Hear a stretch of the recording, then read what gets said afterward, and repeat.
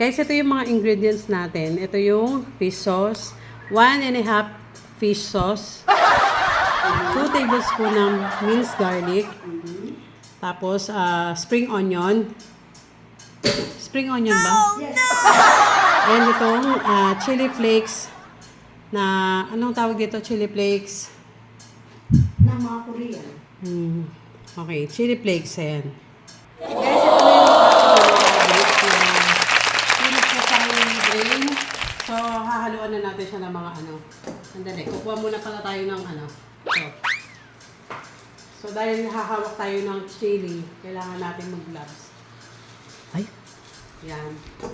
So, lagay na natin siya dito. Ayan. Dandahan na mabilis. And then, ano yung mauna na? Chili. Tapos ito, ilang Lahat. 1/3 cup. 1/3 cup na chili flakes. Yan. Halo. Halo.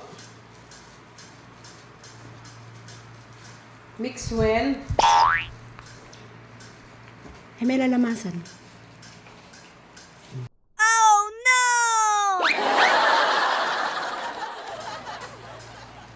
And then, fish sauce. Ano lang to? 1.5. 1.5 fish sauce. Mix din. Tapos, may ano pa, meron pang hindi nahalo sa ilan. Parang ano, maganda yung pag masyadong mapinong bagya. No? Ayan. Tapos guys, so muna na. Minced garlic, 2 tablespoon.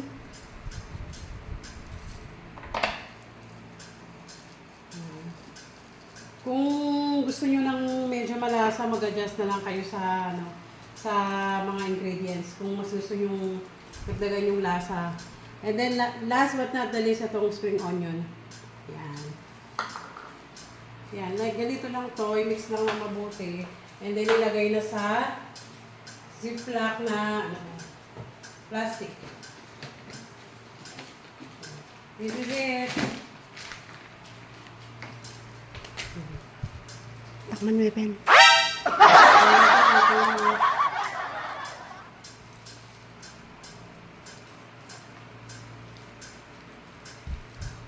Okay.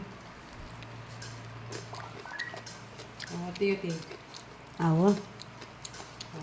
Yaman niya. No? Okay.